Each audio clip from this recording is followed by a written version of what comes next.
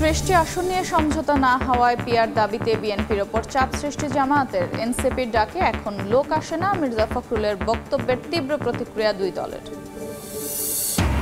তালিকায় না থাকার শাপলা প্রতীক পাচ্ছে না এনসিপি। বিকল্প চেয়ে আবেদনের আহ্বান ইসির। নির্বাচন নিয়ে অংশীজনদের সঙ্গে সংলাপ শুরু ২৮ সেপ্টেম্বর। জাতিসংঘ অধিবেশনে যোগ দিতে নিউ ইয়র্কে প্রধান উপদেষ্টা। ফেব্রুয়ারিতে ভোটের জন্য প্রস্তুত বাংলাদেশ। রোহিঙ্গা ইস্যুতে পাশে থাকার আশ্বাস মার্কিন দূতের। নিউ ইয়র্কে এনসিপি নেতাদের হেনস্থা আওয়ামী লীগ সমর্থকদের। আখতারের নেতৃত্বে পাল্টা স্লোগান। নিন্দা প্রতিবাদ রাজনৈতিক দলগুলোর তদন্তে পররাষ্ট্র মন্ত্রণালয়।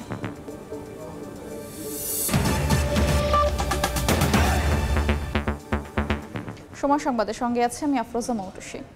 নিউ ইয়র্কে এনসিপি নেতাদের ওপর আওয়ামী লীগের হামলার প্রতিবাদে সংবাদ সম্মেলন করছেন দলটির আহ্বায়ক নাহিদ ইসলাম। সরাসরি যাচ্ছে সেখানে।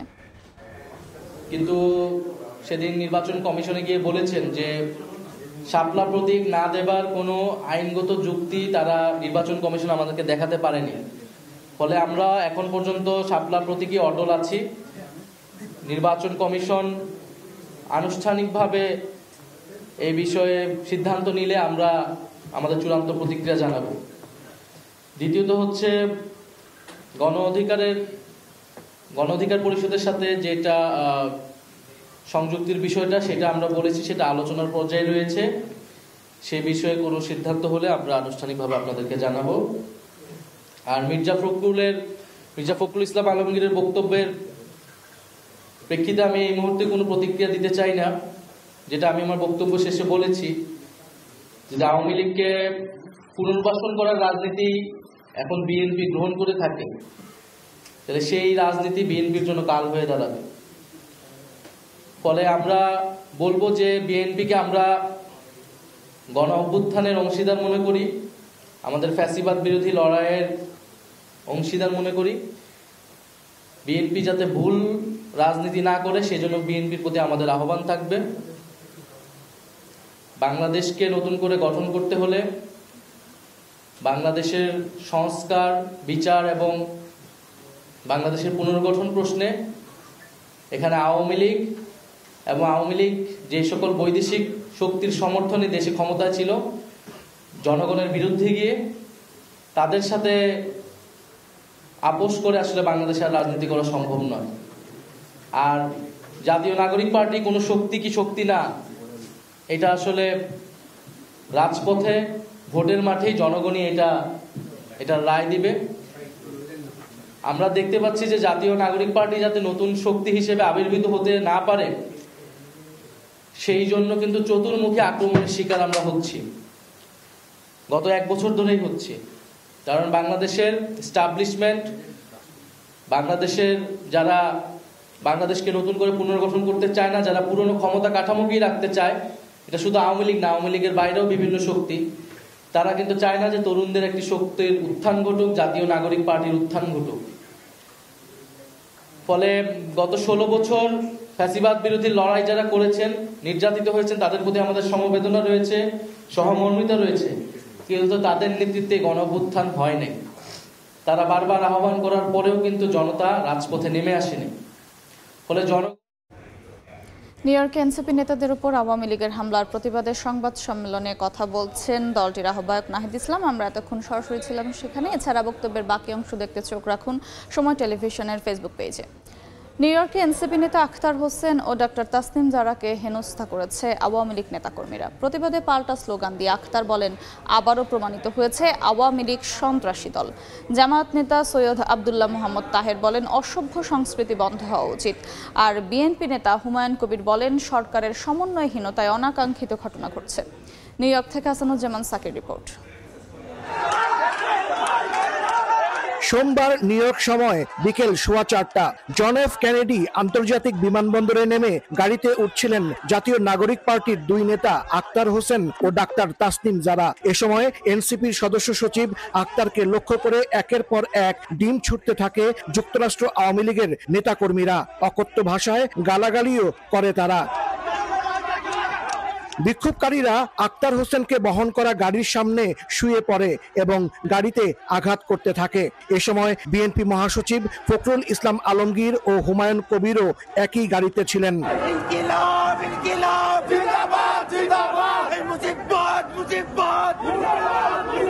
প্রধান উপদেষ্টার আবাসস্থলের বাইরে আওয়ামী লীগ নেতাকর্মীরা আবার জড়ো হলে সেখানে সমর্থকদের নিয়ে এ হামলার প্রতিবাদ জানান এনসিপি নেতাকর্মীরা। এ নিয়ে ম্যানহাটানের গ্র্যান্ড হায়াত হোটেলে সাময়িক উত্তেজনা সৃষ্টি হয়। হেনস্থার ঘটনায় নিন্দা জানিয়ে বিবৃতি দিয়েছে এনসিপির ডায়াসপোরা অ্যালায়েন্স। আমরা সেই প্রজন্ম যারা হাসিনার গুলির সামনে দাঁড়াতে আমরা ভয় পাই নাই, অতএব কারো ভাঙ্গা ডিমে আমাদের কিছু যায় আসে না। বরং এই ঘটনার মধ্য দিয়ে আবারও প্রমাণিত হয়েছে যে আওয়ামী লীগ একটি সন্ত্রাসী সংগঠন। আমরা আছি এবং আমাদের সাথে আরো অনেকে যুক্ত হচ্ছেন, আরো অনেকে যুক্ত হবেন। বাংলাদেশের মানুষ আওয়ামী লীগকে প্রত্যাখ্যান করেছে। জামায়াতে ইসলামের নায়েবে আমির সৈয়দ আব্দুল্লাহ মোহাম্মদ তাহের অভিযোগ করেন, দূতাবাসের যোগাযোগ ও ব্যবস্থাপনার ভুলে এনসিপি নেতার উপর হামলার ঘটনা ঘটেছে। এটা একটা ব্যাড কালচার নিঃসন্দেহে, তবে এটা খুব ব্যতিক্রমধর্মী, এমন কোনো মানে হতাশ হওয়ার মতো বা খুব উদ্বিগ্ন হওয়ার মতো কোনো ঘটনা না। সফরে আসা বিএনপির ভারপ্রাপ্ত চেয়ারম্যানের পররাষ্ট্র বিষয়ক উপদেষ্টা হুমায়ুন কবির বলেছেন, সরকারের সমন্বয়হীনতায় অনাকাঙ্ক্ষিত ঘটনা ঘটেছে। আরো একটু সচেতন হওয়া উচিত, মানে এমবাসি বলেন বা যারা আছেন দায়িত্বপ্রাপ্ত ওই ব্যাপারে। হেনস্থার ঘটনায় পররাষ্ট্র মন্ত্রণালয় তদন্ত করছে বলে জানান প্রেস সচিব। এটা একটা অনাকাঙ্ক্ষিত ঘটনা এবং সেটা নিয়ে আমাদের ফরেন মিনিস্ট্রি, আমাদের এখানে নিউ ইয়র্কের আমাদের যে কনসুলেট অফিস এবং আমাদের পার্মানেন্ট মিশন এরা এটা দেখছেন। এর আগে নিউ ইয়র্কে প্রধান উপদেষ্টাকে স্বাগত জানিয়ে মিছিল সমাবেশ করে যুক্তরাষ্ট্র বিএনপি। ডক্টর ইউনূসের অন্তর্বর্তী সরকারের সমর্থনে বিভিন্ন স্লোগান দেন তারা। প্রধান উপদেষ্টার সঙ্গে মির্জা ফখরুল ইসলাম আলমগীর সহ বিএনপি, জামায়াত ও এনসিপির শীর্ষ নেতারা থাকায় আগামী কয়েকদিন যে রাজনীতির মাঠে নিউ ইয়র্ক উত্তাপ ছড়াবে তা বলাই যায়। হাসানুজ্জামান সাকি, সময় সংবাদ, নিউ ইয়র্ক। জাতিসংঘ অধিবেশনে যোগ দিতে নিউ ইয়র্ক সফরের প্রথম দিনই ব্যস্ত সময় পার করলেন প্রধান উপদেষ্টা ডক্টর মোহাম্মদ ইউনূস। দক্ষিণ ও মধ্য এশিয়া বিষয়ক মার্কিন দূত সার্জিও গোরের সঙ্গে বৈঠকে তিনি জানান, ফেব্রুয়ারির প্রথমার্ধে অবাধ, সুষ্ঠু ও শান্তিপূর্ণ নির্বাচন করতে প্রস্তুত সরকার। এ প্রচেষ্টায় সমর্থন জানিয়ে রোহিঙ্গাদের জন্য সহায়তা অব্যাহত রাখার প্রতিশ্রুতি দেন সার্জিও গোর। এদিন এসডিজি পুরস্কারে ভূষিত হন ডক্টর ইউনূস। নিউ ইয়র্ক থেকে হাসানুজ্জামান সাকির আরও একটি রিপোর্ট। জাতিসংঘের সাধারণ পরিষদের অধিবেশনে যোগ দিচ্ছেন 140টিরও বেশি দেশের রাষ্ট্র ও সরকার প্রধানরা। এদের মধ্যে অনেকেই নিউ ইয়র্কে এসে পৌঁছেছেন। যুক্তরাষ্ট্রের নিউ ইয়র্কে স্থানীয় সময় সোমবার বিকেল 3:15টায় জন এফ কেনেডি আন্তর্জাতিক বিমানবন্দরে এসে পৌঁছান প্রধান উপদেষ্টা ডক্টর মোহাম্মদ ইউনূস। এ সময় সরকার প্রধানকে স্বাগত জানান ওয়াশিংটনে বাংলাদেশের রাষ্ট্রদূত এবং জাতিসংঘ মিশনের স্থায়ী প্রতিনিধি। এরপরেই যুক্তরাষ্ট্রের মধ্য ও দক্ষিণ এশীয় দূত ও ভারতের নবনিযুক্ত মার্কিন রাষ্ট্রদূত সার্জিও গোর দেখা করেন প্রধান উপদেষ্টার সাথে।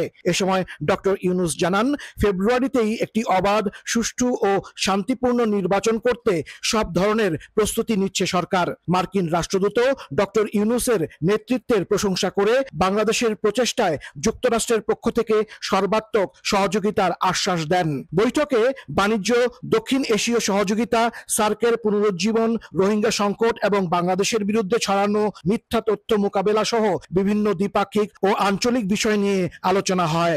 বাংলাদেশের সামনে ইলেকশন, উনি বলেছেন যে ইলেকশনের ব্যাপারে দেশ মোটামুটি প্রস্তুত এবং আমরা একটা free, fair and peaceful election একটা হবে সেই বিষয়ে বলেছেন এবং ইউএস অফিসিয়ালদের তরফ থেকে বলা হয়েছে যে তারা সব ধরনের সাপোর্ট বাংলাদেশকে দিবে। সন্ধ্যায় জাতিসংঘ সদর দপ্তরে সামাজিক ব্যবসা সংক্রান্ত উচ্চ পর্যায়ের বৈঠকে যোগ দেন সরকার প্রধান।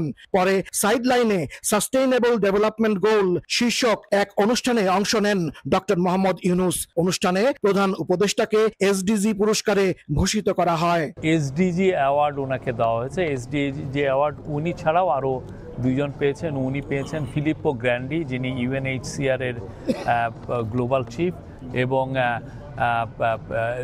WTOর যিনি প্রধান ইনগোজি ইউয়েলা, যিনি নাইজেরিয়ান, উনি পেয়েছেন। এই 3 জনকে দেওয়া হয়েছে। নিউ ইয়র্কে জাতিসংঘ সদর দপ্তরে এক অনুষ্ঠানের ফাঁকে বেলজিয়ামের রানী ম্যাথিল্ড ও প্রাক্তন ব্রিটিশ প্রধানমন্ত্রী গর্ডন ব্রাউনের সাথে সৌজন্য দেখা করেন প্রধান উপদেষ্টা প্রফেসর মোহাম্মদ ইউনূস। সম্প্রতি নিউ ইয়র্কে নিহত বাংলাদেশি বংশোদ্ভূত পুলিশ কর্মকর্তা দিদারুল ইসলামের পরিবার এদিন প্রধান উপদেষ্টার সাথে সাক্ষাৎ করতে এলে তাদের সমবেদনা জানান ডক্টর মোহাম্মদ ইউনূস। হাসানুজ্জামান সাকি, সময় সংবাদ, জাতিসংঘ সদর দপ্তর, নিউ ইয়র্ক, যুক্তরাষ্ট্র। 30টি আসন ছাড় নিয়ে সমঝোতা না হওয়ায় পিআরের দাবি সামনে এনে বিএনপির ওপর চাপ সৃষ্টির কৌশল হাতে নিয়েছে জামাত। তাদেরকে আর মাথায় উঠতে দেয়া হবে না। জামায়াত যত বড় না শক্তি, বিএনপি অকারণে তার চেয়ে বেশি গুরুত্ব দিয়েছে তাদের। কলকাতার এক দৈনিক পত্রিকায় সাক্ষাৎকারে এমন বিস্ফোরক মন্তব্য করেছেন বিএনপি মহাসচিব মির্জা ফখরুল ইসলাম আলমগীর। সাক্ষাৎকারে এনসিপিকে নিয়েও কথা বলেন বিএনপি মহাসচিব। বিস্তারিত আহমেদ সালেহিনের রিপোর্টে। 2 যুগের বেশি সময় ধরে বন্ধুত্ব থেকে হঠাৎ প্রতিদ্বন্দ্বী। বর্তমানে দেশের অন্যতম 2 রাজনৈতিক দল বিএনপি ও জামায়াতের এমন মুখোমুখি অবস্থান নিয়ে নানা মহলে রয়েছে প্রশ্ন, সাধারণ মানুষের মাঝেও রয়েছে কৌতূহল। 2 দলের এমন বিপরীতমুখী অবস্থানের কারণ আগামী নির্বাচনে চাহিদা মতো 30টি আসন না দেয় নাখোশ জামায়াতে ইসলামী। এমন বিস্ফোরক মন্তব্য করেছেন বিএনপি মহাসচিব মির্জা ফখরুল ইসলাম আলমগীর। ভারতের কলকাতার বাংলা দৈনিক পত্রিকা এই সময়ের সাংবাদিক অনমিত্র চট্টোপাধ্যায়কে ঢাকার গুলশানে এক সাক্ষাৎকারে একথা বলেন মির্জা ফখরুল। তার অভিযোগ, সমঝোতায় মনোপুত না হয়েই বিএনপিকে চাপে রাখতে পিআরের দাবি সামনে এনেছে জামায়াত। তাদেরকে আর মাথায় উঠতে দেয়া হবে না বলে সাফ জানান বিএনপি মহাসচিব। মন্তব্য করেন, জামাত যত বড় না শক্তি, বিএনপি অকারণে তার চেয়ে বেশি গুরুত্ব দিয়েছে তাদের। সাক্ষাৎকারে জাতীয় নাগরিক পার্টি এনসিপিকে নিয়েও কড়া মন্তব্য করেন মির্জা ফখরুল। সেখানে দাবি করেন, এনসিপি এখন আর কোনো শক্তি নয়, তারা ডাকলে এখন আর লোক আসে না। দলটির এখন একমাত্র লক্ষ্য বিএনপিকে সরকার গঠন করতে না দেয়া। তবে দলটি বিএনপির কাছে আসন সমঝোতার কোনো প্রস্তাব দেয়নি বলেও জানান ফখরুল। অবশ্য সাক্ষাৎকারে জুলাই অভ্যুত্থানের ছাত্র নেতৃত্বের অবদানের কথা স্বীকার করেন মির্জা ফখরুল। আগামী ফেব্রুয়ারিতে নির্বাচন হবে কিনা এমন সংশয়ের জবাবে মির্জা ফখরুল দৃঢ়তার সঙ্গে জানান, আগামী রমজানের আগেই হবে ভোট। তবে চূড়ান্তভাবে রাজনৈতিক দলগুলোকে সতর্ক করে ডক্টর ইউনূস জানিয়েছেন, আগামী ফেব্রুয়ারিতে ভোট না হলে মার্চেই তিনি ক্ষমতা ছেড়ে দিবেন। আওয়ামী লীগ ও জাতীয় পার্টি সহ তাদের শরিকরা আগামী নির্বাচনে অংশ নিলে আপত্তি নেই বিএনপির, এমনটা দাবি করা হয় ওই সাক্ষাৎকারে। বলা হয়, অবাধ সুষ্ঠু নির্বাচনের জন্য সবার অংশগ্রহণ প্রয়োজন। শেখ হাসিনা গত 15 বছরে প্রতিপক্ষকে ভোটে অংশ নেওয়ার সুযোগ দেয়নি, তার শাস্তি তারা পেয়েছেন। তাই বিএনপি তাদের মতো সেই অন্যায় করতে চায় না। তবে আওয়ামী সরকারের হাতে প্রাণহানি ও রক্তপাত দেখেছে বলে জনগণ এখন তাদের সম্পূর্ণ বিরোধী, সাক্ষাৎকারে বলেন বিএনপি মহাসচিব। এদিকে ভারত আওয়ামী চশমায় বাংলাদেশকে দেখে ভুল করেছে মন্তব্য করে মির্জা ফখরুল বলেন, ভুল বোঝাবুঝির অবসান হতে হবে। আওয়ামী লীগ ভারতকে ভুল বুঝিয়ে বিএনপি জামাতকে এক বন্ধনীতে ফেলেছে। এমন মন্তব্য করে বিএনপি মহাসচিব দাবি করেন, জামাতের রাজনীতির সঙ্গে তাদের কোনো মিল নেই, তারা শুধুই নির্বাচনী শরিক। জামাতকে আর কোনো সুবিধা দিতে দেওয়া হবে না বলেও সাফ জানিয়ে দেন মির্জা ফখরুল। সংবাদটি এমন সময় প্রকাশ হয় যখন জাতিসংঘ অধিবেশনে যোগ দিতে প্রধান উপদেষ্টার সফরসঙ্গী হিসাবে জামায়াত এনসিপি নেতাদের সঙ্গে নিউ ইয়র্কের পথে ছিলেন বিএনপি মহাসচিব মির্জা ফখরুল ইসলাম আলমগীর। আহমেদ সালেহিন, সময় সংবাদ, ঢাকা। বিএনপির কাছে 30 আসন ছাড় চেয়েছে জামাত ইসলামী। মির্জা ফখরুলের এমন দাবি অস্বীকার করেছে জামাত। বিএনপিকে চাপে রাখার জন্যই পিআর দাবিতে আন্দোলনের অভিযোগ অস্বীকার করেছে দলটি। অন্যদিকে এনসিপির ডাকে এখন আর লোক আসে না এমন কথা উড়িয়ে দিয়ে তরুণদের দলটি বলছে বিপুল জনসমর্থন আছে তাদের। আওয়ামী লীগ সহ অভ্যুত্থান বিরোধীদের নির্বাচনে অংশগ্রহণের সুযোগ দেওয়ার পক্ষে নয় বলেও সাফ জানায় এনসিপি। সানবির রূপলের রিপোর্ট। জুলাই সনদের আইনি ভিত্তি সুষ্ঠু নির্বাচন, সংসদে 2 কক্ষে পিআর পদ্ধতিতে নির্বাচনের দাবিতে আন্দোলন করছে জামায়াতে ইসলামী। ভারতীয় পত্রিকা এই সময়কে দেয়া সাক্ষাৎকারে বিএনপিকে চাপে রাখতে এই আন্দোলন বলে মন্তব্য করেন দলটির মহাসচিব মির্জা ফখরুল ইসলাম আলমগীর। এছাড়াও বিস্ফোরক সব মন্তব্য করেন যা ঝড় তুলেছে রাজনীতিতে। আমাদের পক্ষ থেকে মির্জা ফখরুলের দাবি অস্বীকার করে জামায়াত বলছে তাদের আন্দোলন জনগণের দাবি। 30টি আসন ছাড় নিয়ে সমঝোতার প্রস্তাবও মিথ্যা। তো এটা একটা অসত্য বক্তব্য, এই ধরনের কোনো আলোচনা বিএনপির কারোর সাথেই হয় নাই।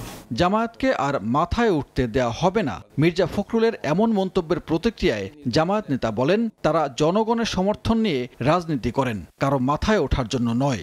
অন্তর্বর্তীকালীন সরকারের কাছে আমাদের এই দাবি, যেন কাকে চাপে রাখা বা কাকে খুশি করার জন্য এটা আমরা করি নাই। এটা আমরা জনকল্যাণেই ভেবেচিন্তেই আমরা এটা দিয়েছি। এটা শুধুমাত্র তো আমাদের দাবি না, এখন এটা একটা অর্থে বলা যায় এটা একটা জাতীয় দাবিতে পরিণত হয়েছে। সাক্ষাৎকারে এনসিপি নিয়েও মন্তব্য করেন মির্জা ফখরুল, বলেন এনসিপির ডাকে এখন আর লোক আসে না। এই বক্তব্যের বিরোধিতা করে এনসিপি বলছে, জুলাই পদযাত্রায় বিপুল জনসমর্থন মিলেছে, বরং গত 17 বছরে বিএনপিকেই ছোট দল মনে হয়েছে। এনসিপির ডাকলে লোক আসে না, আমার ধারণা ওনার কিছু তথ্যের ঘাটতি আছে। 60 জেলায় আমরা যে পদযাত্রা করলাম, প্রত্যেকটা জেলায় বিপুল জনগণের সাড়া দেখা গেছে। বিএনপি এত বড় দল গত 17 বছর মনে হয় নাই। সেদিকে আমাদের বয়স মাত্র 6 মাস। এখনই যে মির্জা ফখরুল ইসলাম আলমগীর সাহেবকে এই ধরনের কথা বলতে হচ্ছে, এটাই কিন্তু আমাদের শক্তিমত্তার পরিচয়। আওয়ামী লীগ ও 14 দলকে নির্বাচনে অংশগ্রহণের সুযোগ দেওয়ার পক্ষে থাকায় মির্জা ফখরুলের বক্তব্যের নিন্দা জানিয়ে বিষয়টি নির্বাচন ভণ্ডুলের ষড়যন্ত্র বলে মন্তব্য করেন সরওয়ার তুষার। তিনি চান আওয়ামী লীগ, জাতীয় পার্টি, 14 দল সবাই নির্বাচনে আসুক। এটা খুবই ভয়ঙ্কর এবং আপত্তিকর বক্তব্য, এবং আমরা আমাদের দল থেকে সর্বোচ্চ তীব্র নিন্দা জানাই। কোনোভাবেই আগামী নির্বাচনে যদি আপনি আওয়ামী লীগকে অংশ নেন, এই পরিকল্পনাটা হচ্ছে আগামী নির্বাচনকে ভণ্ডুল করার পরিকল্পনা। অন্য রাজনৈতিক দলের মতো ফেব্রুয়ারিতে নির্বাচনে আপত্তি নেই এনসিপির, তবে তার আগেই বিচার ও সংস্কার নিশ্চিত করার দাবি দলটির। সানবীর রূপল, সময় সংবাদ, ঢাকা। তালিকায় না থাকায় শাপলা প্রতীক পাচ্ছেন এনসিপি। দলটিকে বিকল্প প্রতীকের জন্য আবেদন করতে বলেছে নির্বাচন কমিশন। দুপুরে আগারগাঁওয়ে নির্বাচন ভবনে সংবাদ সম্মেলনে ইসি সচিব জানান, কমিশনের 115টি প্রতীকের তালিকায় শাপলা নেই। নিয়ম অনুযায়ী রাজনৈতিক দলকে নির্ধারিত তালিকার ভেতর থেকেই প্রতীক নিতে হয়। এদিকে আগামী 28 সেপ্টেম্বর থেকে নির্বাচন নিয়ে অংশীজনদের সঙ্গে সংলাপ শুরু হবে। প্রথম দিন থাকবেন সুশীল সমাজ ও শিক্ষক প্রতিনিধিরা। পূজা ও ছুটি বিবেচনায় ধাপে ধাপে এই আলোচনার সময়সূচি নির্ধারণ করা হবে বলেও জানান ইসি সচিব। এনসিপি শাপলা প্রতীক পাচ্ছে না, কারণ হচ্ছে যে আমাদের 115টার যে শিডিউলটা করা হয়েছে সেখানে শাপলা প্রতীক নেই। নিয়মটা হচ্ছে যে সংরক্ষিত প্রতীক যেটা আছে সে প্রতীকের ভিতর থেকে একটা নিতে হবে। সে প্রতীকে যদি শাপলা প্রতীক না থাকে তাহলে দেওয়ার সুযোগটা কোথায়? রাজনৈতিক দল, নির্বাচন বিশেষজ্ঞ, জুলাই যোদ্ধা, এনাদের সাথে আমরা পর্যায়ক্রমিকভাবে আমাদের আলোচনাগুলো শুরু করব, এবং আমরা প্রাথমিকভাবে কমিশন সিদ্ধান্ত নিয়েছেন যে 28 তারিখ থেকে করা হবে, এবং একটু গ্যাপ দিয়ে করতে হবে। সময় সংবাদে আরও থাকছে। একজন কর্নেল আরেকজন মেজর ভুয়া পরিচয়ে গড়ে তোলেন প্রতারক চক্র। চাকরি দেওয়ার নামে হাতিয়ে নেয় লাখ লাখ টাকা। ভুক্তভোগী শত শত তরুণ, গ্রেফতার 6। মানবতা বিরোধী অপরাধের মামলায় শেখ হাসিনা সহ 3 জনের বিরুদ্ধে ফের জবানবন্দি দিলেন সিআইডির ফরেনসিক বিশেষজ্ঞ। তিনি শেখ হাসিনার 3টি কথোপকথনের ফরেনসিক পরীক্ষা করেছেন। আন্তর্জাতিক অপরাধ ট্রাইব্যুনাল 1-এর চেয়ারম্যান বিচারপতি মোহাম্মদ গোলাম মুর্তজা মজুমদারের নেতৃত্বাধীন 3 সদস্যের ট্রাইব্যুনালে সাক্ষ্য দেন তিনি। পরে সাক্ষ্য দেন ডিএমপির ক্রাইম কমান্ড এবং কন্ট্রোল রুমে দায়িত্ব পালন করা পুলিশ সদস্য কামরুল হাসান। জবানবন্দিতে বলেন, 17 জুলাই সকাল 11:30টার দিকে ওয়্যারলেস বার্তার মাধ্যমে আন্দোলন দমনের সর্বোচ্চ বল প্রয়োগ ও চাইনিজ রাইফেল দিয়ে গুলি করার নির্দেশ দিয়েছিলেন তৎকালীন ডিএমপি কমিশনার হাবিবুর রহমান। এদিন উত্তরার মানবতা বিরোধী অপরাধের মামলায় গ্রেফতার এক আসামি স্বীকারোক্তিমূলক জবানবন্দি দিয়েছেন বলে ট্রাইব্যুনালকে জানিয়েছে প্রসিকিউশন। এই মামলার তদন্ত 22 অক্টোবরের মধ্যে শেষ করার নির্দেশ দিয়েছেন ট্রাইব্যুনাল। এছাড়া গাজীপুরের মামলায় সাবেক ওসি আশরাফকে জিজ্ঞাসাবাদের অনুমতি পেয়েছে প্রসিকিউশন। এদিকে ট্রাইব্যুনাল 2-এ আশুলিয়ায় 6 মরদেহ পোড়ানো ও একজনকে হত্যা মামলায় 4র্থ দিনে সাক্ষ্য গ্রহণ হয়।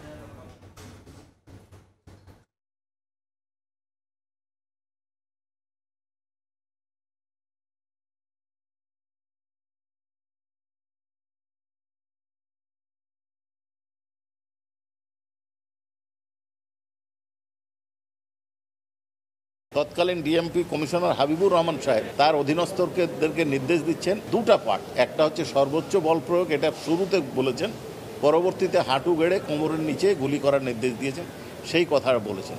এইখানে ডিফেন্স থেকে বলার চেষ্টা করা হয়েছে যে এটা আত্মরক্ষার জন্য করা হয়েছে, কিন্তু আমার সাক্ষী এটা পরিষ্কার করেছেন সেই দিন অর্থাৎ 17 জুলাই এ ধরনের কোনো পরিস্থিতির সৃষ্টি হয়নি যাতে গুলি করার প্রয়োজন ছিল।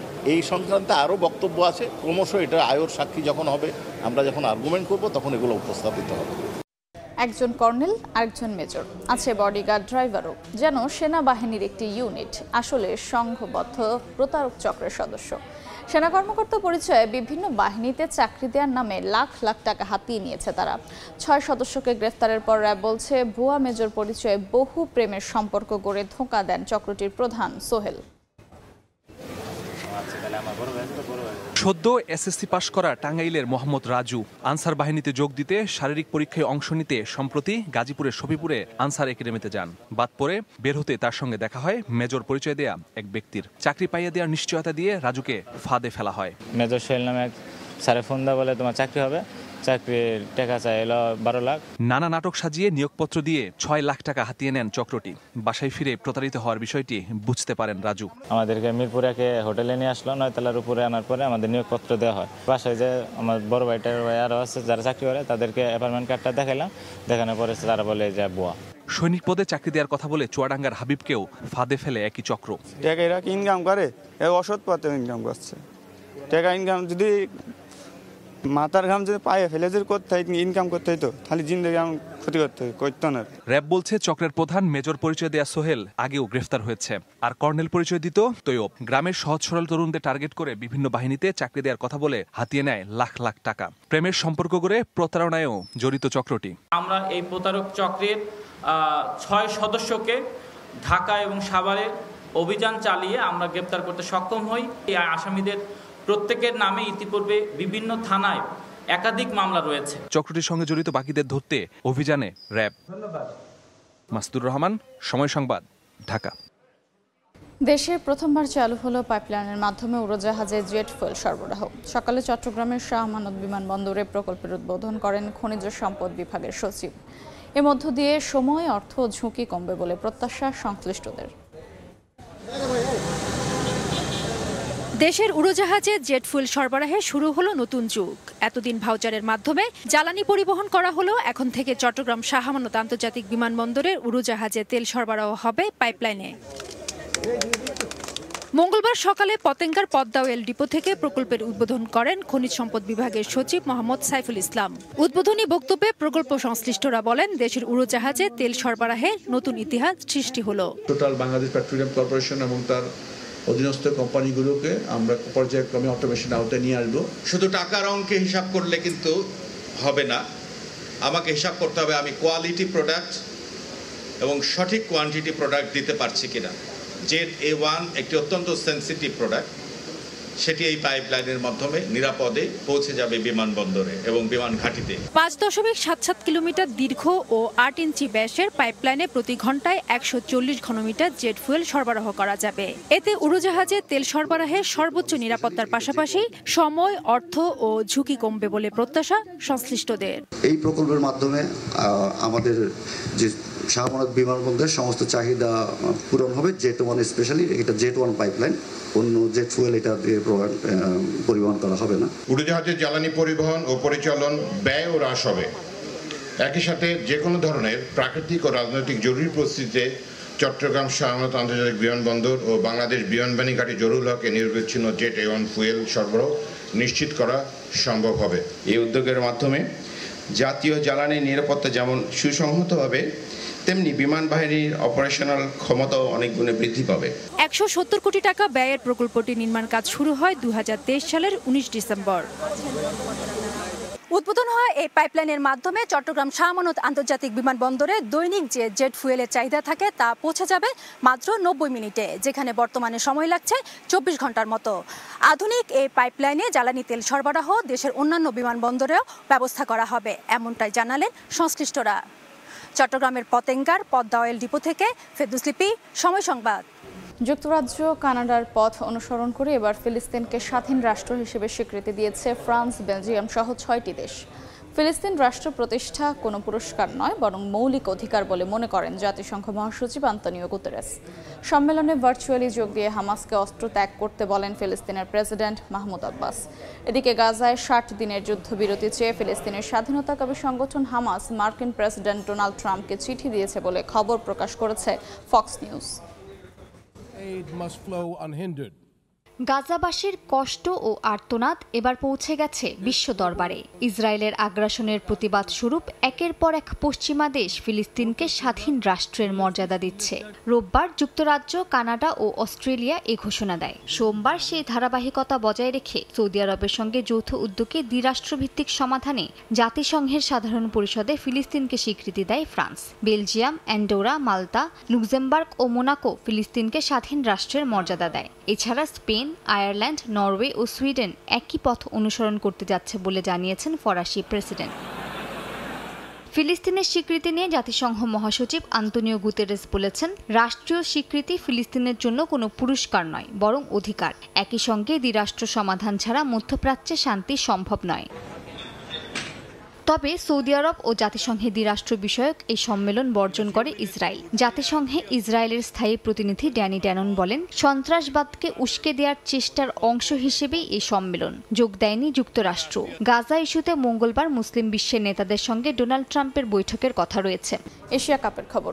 ফাইনালের স্বপ্ন বাঁচিয়ে রাখতে বাঁচা মরার ম্যাচে মুখোমুখি হচ্ছে শ্রীলঙ্কা পাকিস্তান। আবুধাবির শেখ আবু জায়েদ স্টেডিয়ামে দুই দলের লড়াই শুরু হবে আজ বাংলাদেশ সময় রাত 8:30টায়। শ্রীলঙ্কা পাকিস্তান ম্যাচে যেই দল হারবে ফাইনালে খেলার স্বপ্ন শেষ হয়ে যাবে তাদের। চ্যালেঞ্জটা বেশি থাকবে ম্যান ইন গ্রিনের। ভারতের বিপক্ষে হারলেও সেই ম্যাচে ব্যাটিং কিংবা বোলিং ডিপার্টমেন্টের পারফরমেন্স নিয়ে আত্মবিশ্বাসী সালমান আঘার দল।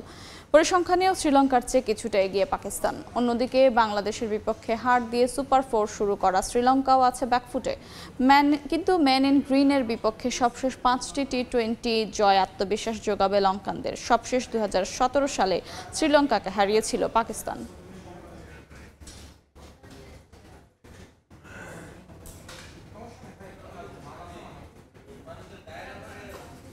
এ পর্যায়ে শীর্ষ সংবাদগুলো জানিয়ে দিচ্ছে আরেকবার।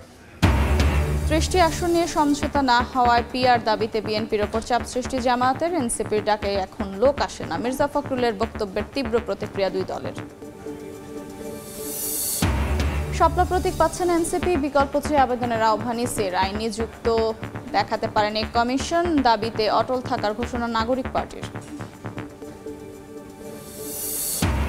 এবং নিউ ইয়র্কে এনসিপি নেতাদের হেনস্থার ঘটনায় কনস্যুলেট প্রধানের পদত্যাগ দাবি নাহিদ ইসলামের। সরকার ও পররাষ্ট্র উপদেষ্টাকে জবাবদিহিতার আহ্বান।